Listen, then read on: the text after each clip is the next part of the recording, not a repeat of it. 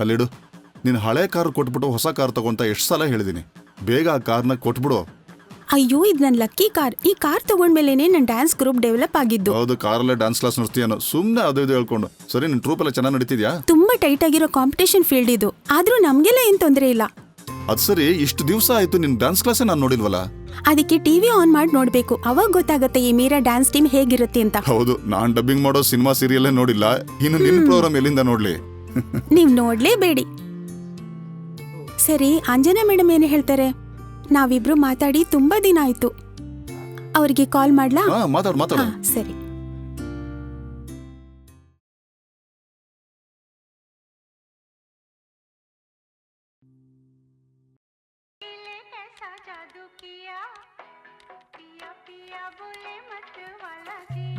ಓ, Meera phone ಮಾಡ್ತಿದ್ದಾಳೆ. Hello Meera. Hello, ನೀನ್ ಎಲ್ಲಿದ್ಯಾ? ನಾನಿವಾಗ ನಿಮ್ಮೂರಲ್ಲೇ ಇದ್ದೀನಿ. ರಿಯಲಿ? ಹೌದು. ನಿಮ್ ಫ್ಯಾಷನ್ ಡಿಸೈನಿಂಗ್ ಹೇಗ್ ನಡೀತಾ ಇದೆ?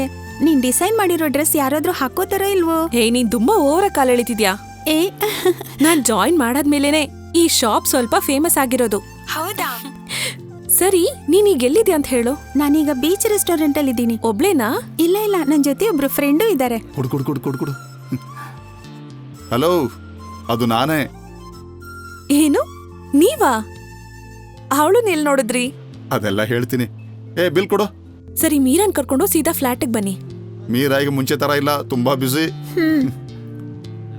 ಹೌದು ಕಣೆ, ಈಗ ನಾನ್ ಸ್ವಲ್ಪ ಬ್ಯುಸಿ. ನೆಕ್ಸ್ಟ್ ಟೈಮ್ ಖಂಡಿತ ಬರ್ತೀನಿ. ಓಕೆ? ಓಕೆ. ನೀನ್ ಫ್ರೀ ಆದ್ಮೇಲೆ ನಿಧಾನವಾಗಿ ಒಂದಿನ ಬಂದ್ರೆ ಸಾಕು. ಓಕೆ? ಓಕೆ, ಬಾಯ್.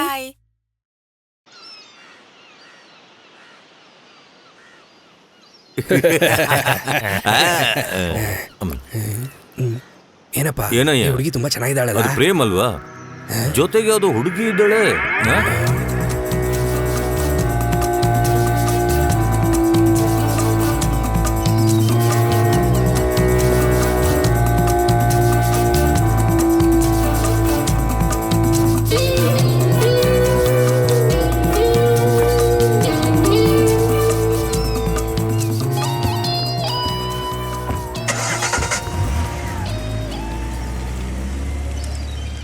ಅಯ್ಯೋ ದೇವ್ರೆ, ಆ ಹುಡುಗಿನ ಕರ್ಕೊಂಡು ಹೋಗ್ಬಿಟ್ಟ. ಏನ್ ಹಿಂಗ್ ನೋಡ್ತಾ ಇದ್ಯಾ? ನೀನ್ ಹೆಂಗೆಲ್ಲ ನೋಡಿದ್ ಮಾತ್ರಕ್ಕೆ ನಾನು ಹೆದರ್ಕೊಳ್ಳಲ್ಲ.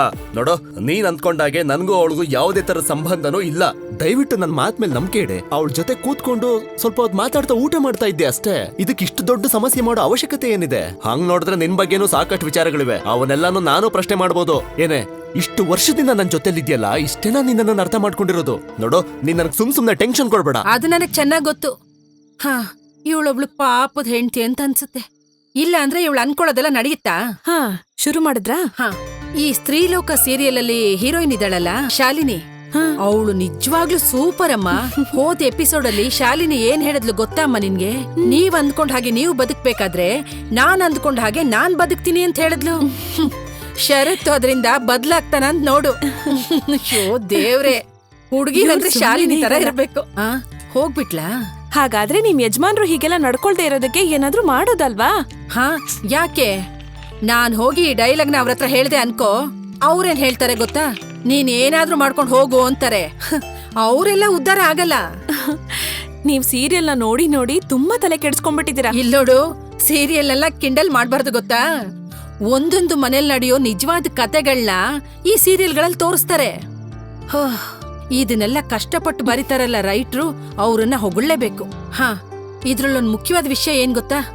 ಇದಕ್ಕೆಲ್ಲ ಡಬ್ಬಿಂಗ್ ಮಾಡೋ ನಿನ್ ಗಂಡಂಗೆ ಅವಾರ್ಡ್ ಕೊಡ್ಬೇಕು.